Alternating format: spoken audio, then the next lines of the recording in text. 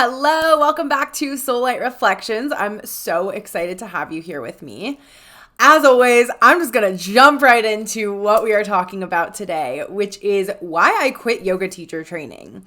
And I know that statement sounds very whoa, what? Kind of intense, but I promise you it's not super intense. I have gone through such a beautiful metamorphosis since years ago when I very first even started thinking about yoga teacher training and it came into my sphere to now when I have decided that I'm not going to finish. So to backtrack, years ago, it kind of came into my sphere. I've done yoga off and on pretty much my whole life.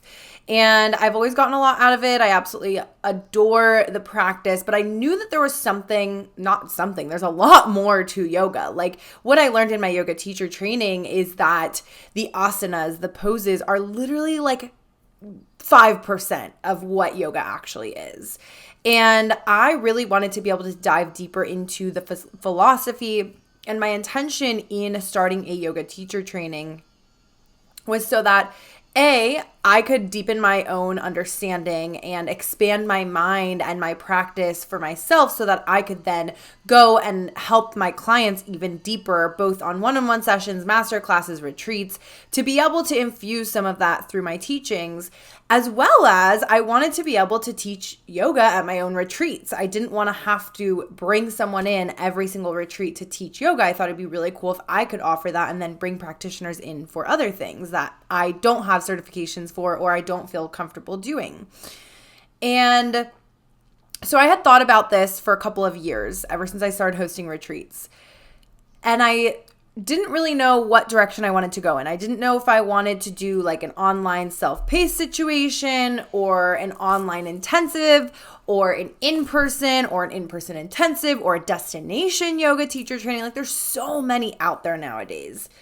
And so I kind of just kept it on the back burner for a really long time, for years. And then last summer, a friend of mine, a really close friend of mine, started taking a yoga teacher training. And she told me, I feel like you should do this one. You're really going to align with the owner of this yoga business, and the teachers are just amazing. I love this studio. And I really thought about it, and it felt really exciting for sure. But the more that I started thinking about the logistics, the studio was over an hour away from my house when there's plenty of studios within even half an hour. B, the cost was really high for what I could afford at the time. However, the owner of the studio offered to give me an extended payment plan, so that was really nice.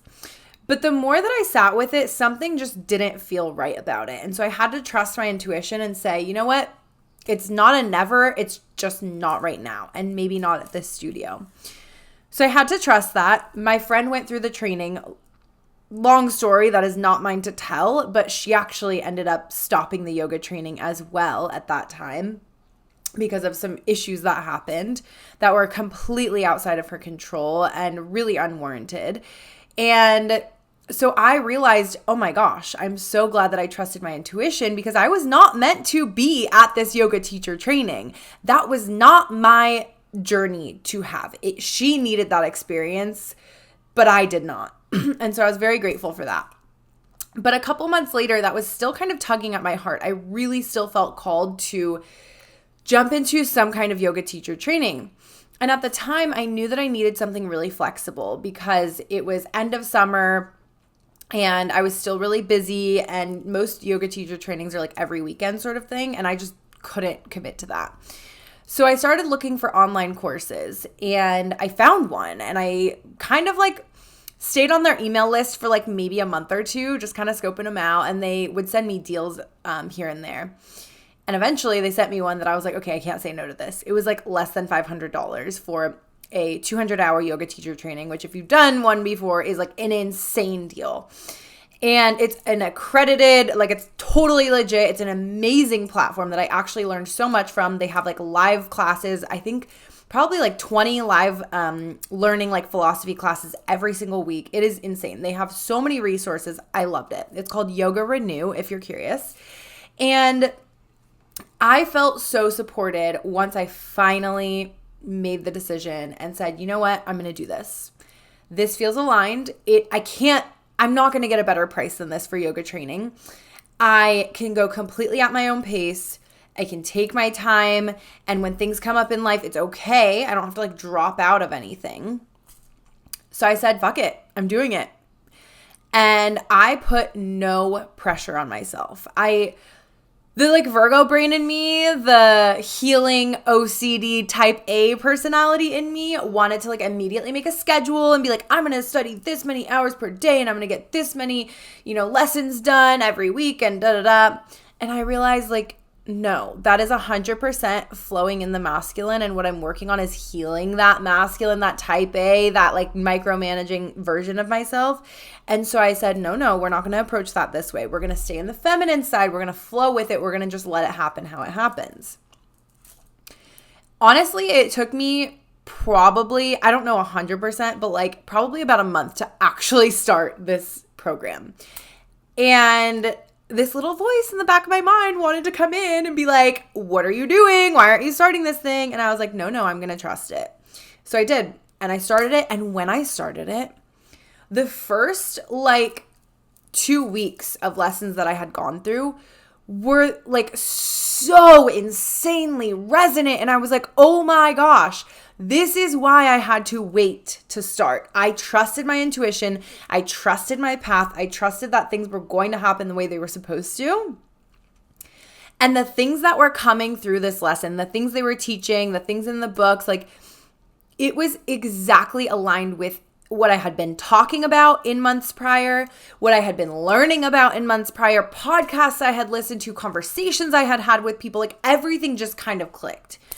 It was insane. I was so excited. I felt a fire under my ass. I was like, yes, this is when I was supposed to start. It all makes sense now. So I kept going through the yoga teacher training for probably not like maybe I would do a couple lessons per day, and I was going through pretty slowly. I was taking my time, still having the flow, but I was excited about it.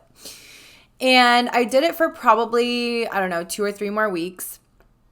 And then I went, I took a little bit of time off. I didn't do anything for like a month with it. And then I went to the retreat in Joshua Tree that I've talked about on this podcast before. And I met a lot of people who are yoga teachers, who are energy healers, who host their own retreats for yoga. And I was like, you know what? I am like reinvigorated. I want to like commit myself to this again. So I went ahead, and when I got back from the retreat, it was like late November. Got back from the retreat and I was like, okay, I'm doing it. I'm going to start again. So I started again. I was really good about doing it almost every day, like Monday through Thursday, I would say. And I would commit like about an hour per day or so, and I just chugged through the lessons. I attended the live calls. I did the lessons. I took notes on everything. I was learning so much. I was literally like a sponge of all things yoga and absolutely loving it. And then I didn't do anything with it again for like maybe a month and a half. And then I went to Costa Rica. And the reason that I didn't do anything with it before I went to Costa Rica is because I had completely finished all of the online learning. I had done about half of the live classes that I needed to attend in order to like get the certification. And the only thing that I had left was writing out 8 class scripts. So like literally what you would say word for word when guiding a class. And I only had to observe 8 classes of a teacher in my community. And I had the link already. I have a yoga studio literally less than a block away from my apartment. I am so blessed. It's an amazing studio. I love the teachers there. The yoga director there is amazing. And she had already said like, yeah, absolutely. When you're back from Costa Rica, let's set these up. Like that'll give me time to talk to the other teachers, get everyone on the same page. Perfect. I'm like, all right, cool. When I get back from Costa Rica, I'm going to finish this thing. Now, before Costa Rica, the reason that I didn't do anything for a month is because I could have definitely finished those scripting assignments. Like, yes, it was very time consuming and I definitely started them. Well, I started one of them, but it wasn't giving me the fire, the spark that I thought it would to think about like, oh my gosh, if I was teaching a class, what would I say? And that like kind of felt wrong. I was like, wait, I should feel so excited about this. And I just wasn't. And so I was like, you know what? Let me just come back to these assignments when it is feeling really good. And then I'd take some time off and I'd try to open up the document again and start typing. And I'm just like, I don't know. It felt like a have to. And the rest of the course felt like a get to. It was exciting. I was learning a lot. And I think that part of that is just an assignment, right? An assignment, you're told exactly what you have to do. And I think that that's more in the masculine. And I was really pushing against that, right? I just didn't want to. So I think there was part of that like kind of rebellious teenager vibe. But the other part of me I had to like embrace and tell that part of myself, it's okay. We don't have to do this. And so I was like, you know what? I'm going to go to Costa Rica, and maybe I'm staying in Costa Rica longer after this retreat. Maybe I'll just like finish these assignments when I'm there after the retreat. And so I kind of kept that on the back burner. While I was in Costa Rica, didn't feel called to do it, like literally at all. And I was like, going to trust it. Because before I had my extended stay in Costa Rica, I went to this retreat. There was this girl there, and her name is Sage. You should literally look up her yoga channel. If you look up Sage Skinner Yoga, you'll find it on YouTube. She has some yoga videos, and she's amazing. And she was there at the retreat to teach yoga. And I attended 2 of her classes, and I just loved seeing her in her element. She was so excited about it. She was so passionate about it. The way she taught was beautiful, and she was really new at it. And I sat there and I was like, can I see myself in her? And I had to be honest with myself because the answer was no. I didn't think that I would be that as a teacher. Not that I couldn't be a great teacher or anything, because I know that I'm really good at pretty much anything that I try to do with enough practice. I just realized that I wouldn't have the same drive, the same passion, the same fire behind it. And so throughout the rest of the retreat, I sat there and I was like, do I actually want to continue this yoga teacher training? Or am I doing it just because I'm so close? And even coming back from Costa Rica, I sat with a little bit more because my whole plan was to come back from Costa Rica and observe the classes at my local studio so I could get the certification. And I realized, no, my answer is no.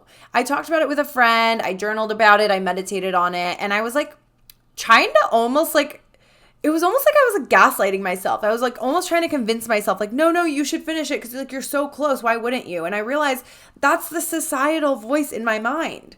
I don't actually want to finish it because you know what? I've gotten everything that I wanted to get out of this training.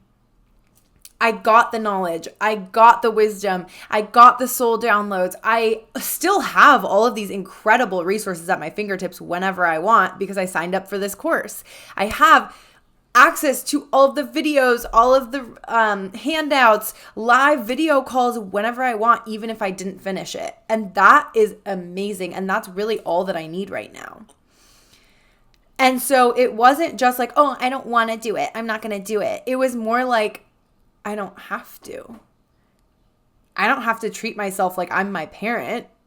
I can recognize that this doesn't feel aligned and I'm going to move on. And then, as I mentioned before, the other reason that I wanted to get this yoga teacher training certification is because I wanted to be able to teach yoga at my own retreats. And when I was at this retreat in Costa Rica, I realized I would be doing a disservice to the people attending my retreat if I am the one hosting workshops, being the facilitator for the retreat itself, and teaching yoga.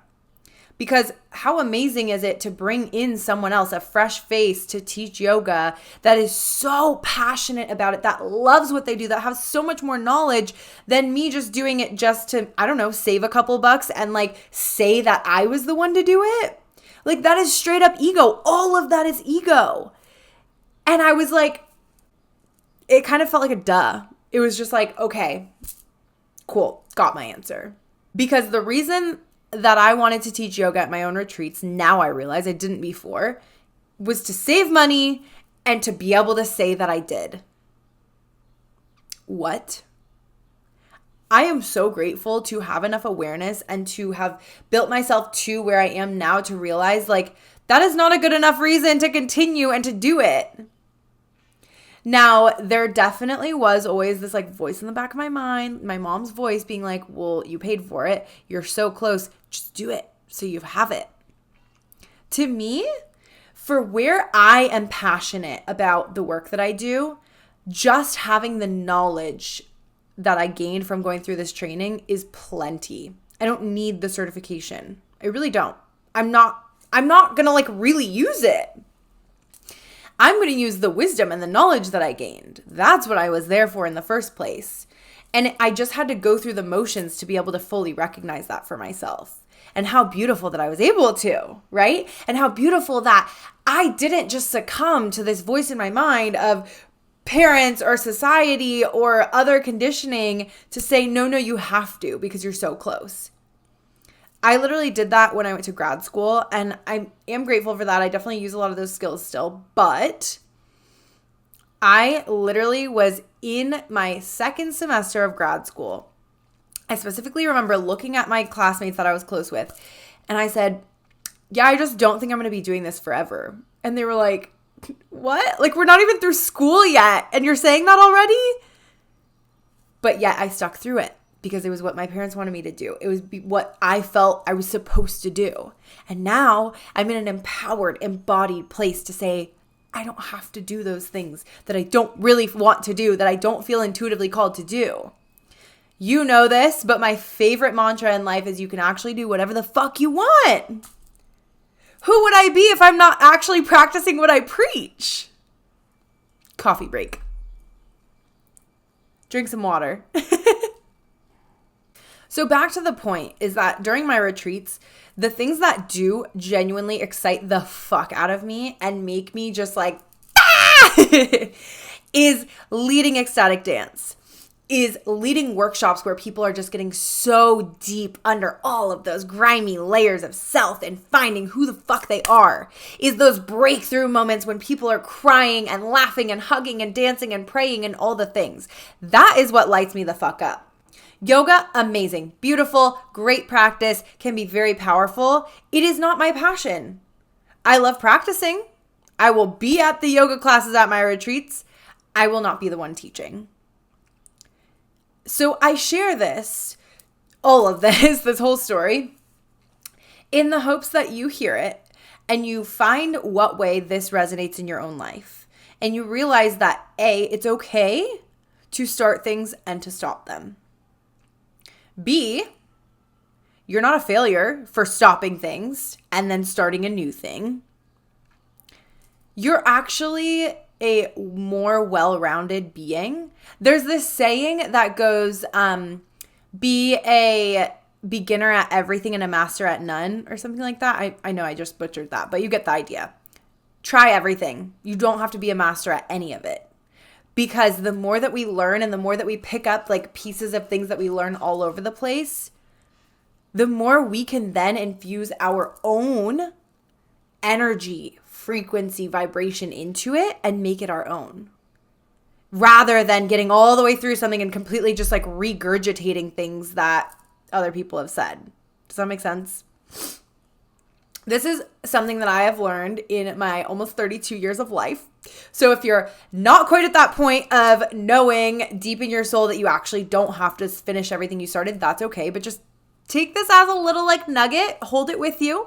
Maybe one day it'll make more sense. I want you to remember that it's a really, really beautiful thing to be a beginner.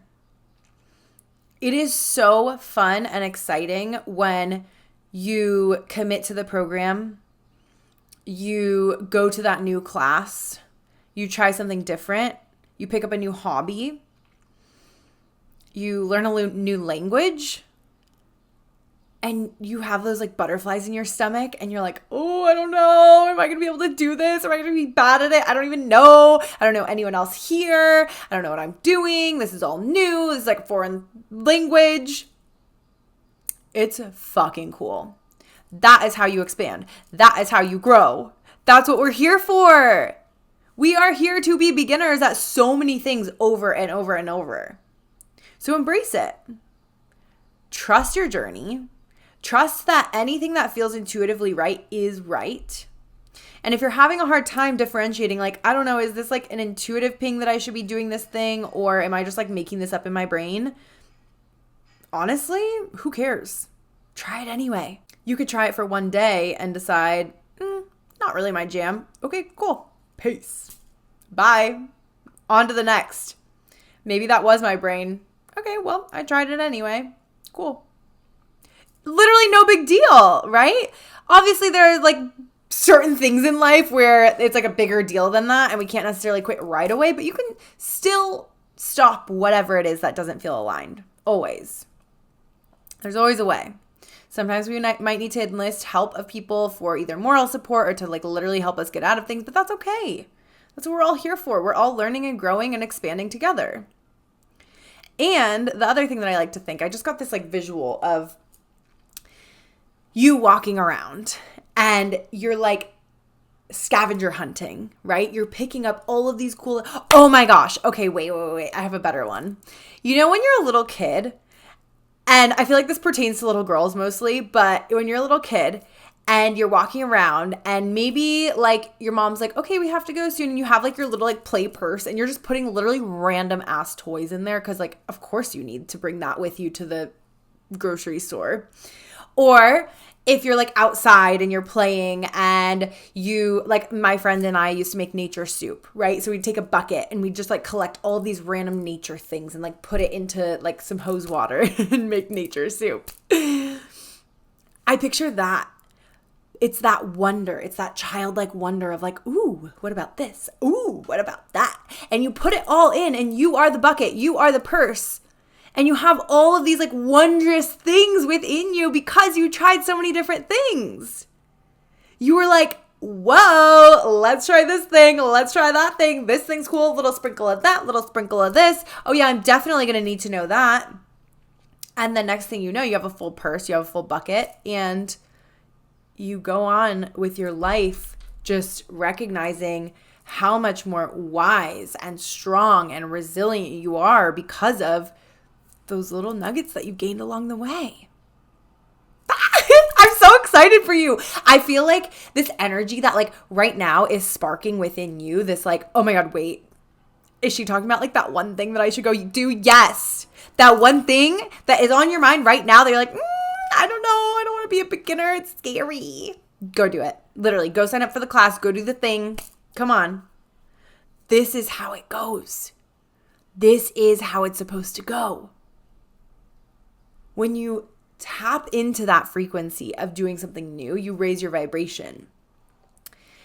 And another thing that I feel called to share about that is you need to make sure to infuse play into it.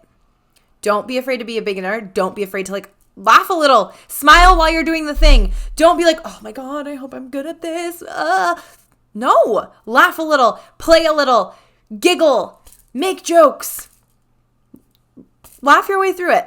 It's going to make it a lot more fun. Like ignite that inner child as you're learning these new things. Infuse that childlike wonder of like, oh, I don't know. What happens when we do this? Go to like a painting class or something. I don't know. And if any of those like little examples that I mentioned feel like way too scary, way too out there, start little.